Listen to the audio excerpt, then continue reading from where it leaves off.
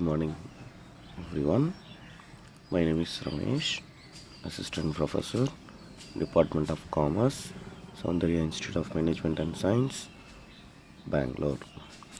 Now I'm going to explain quantitative analysis for business decision 1, second semester BCom and second semester BBA, Bangalore University syllabus.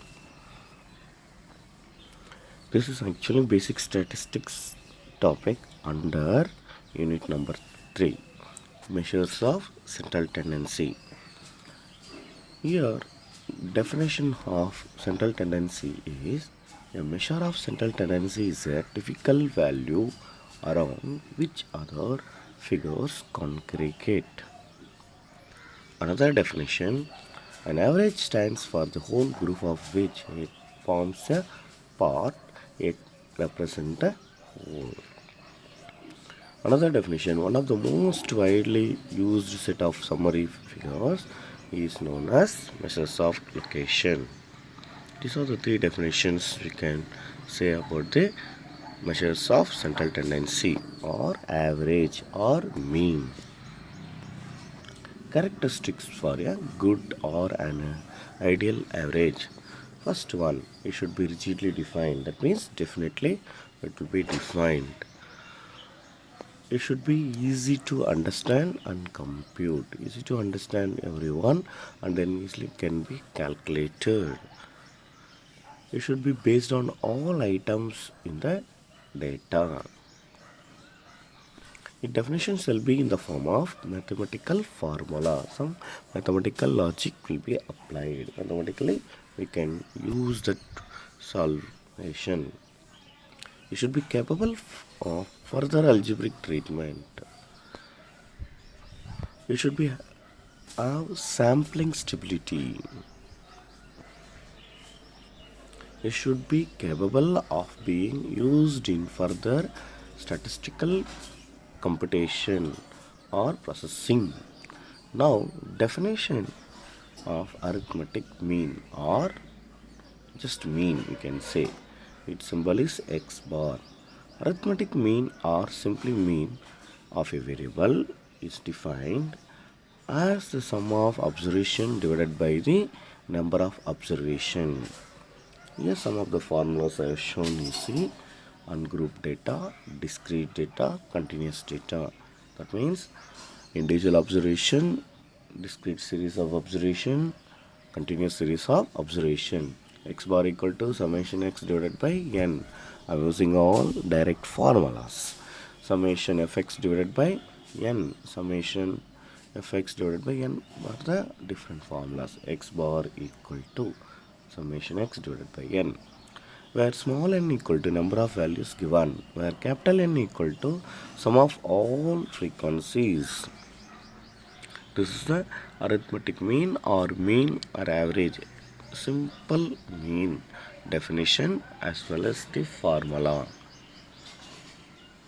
Here each one have the advantages and disadvantages. Here some of the merits of mean we are going to see here.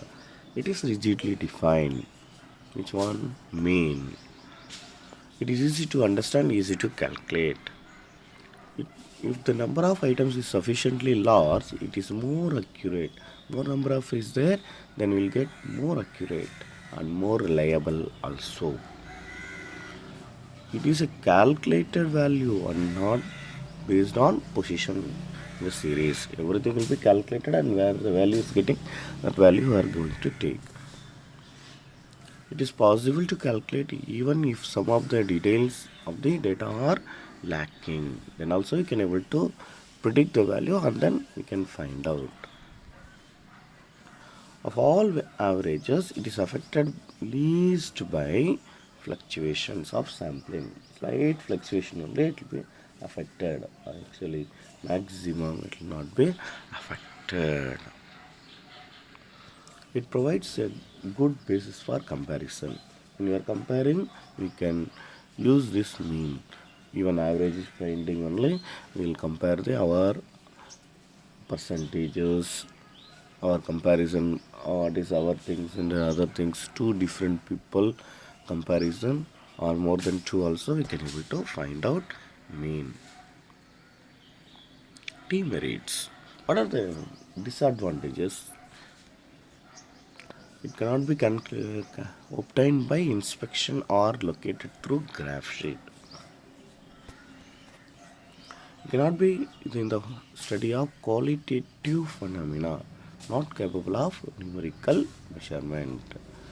Intelligence, beauty, honesty, that's all cannot able to mentioned in the number. So we cannot able to use such cases. Mean cannot be found.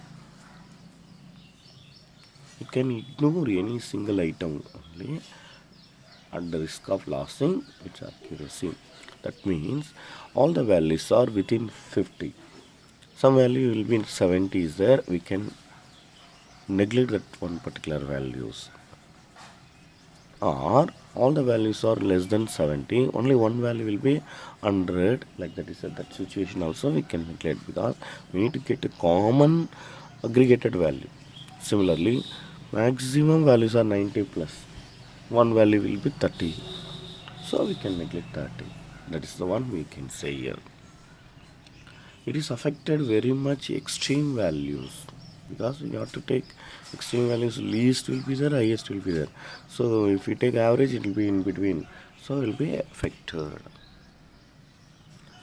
It cannot be calculated for open-end class interval. Open-end in the sense there is no lower limit fixed properly. At the same time, upper limit will not be fixed in particular group. Then will be a problem for solving this mean. It may lead to fallacious conclusions. Sometimes we cannot able to make properly the conclusions, because wrong assumption can be done in this place if the details of the data from which it is computed are not given properly. That places fallacious rules will be given. Supernatural calculation can be assumed. That's the demerits of this one. Here in the mean part. We'll continue in the next one. Will be median.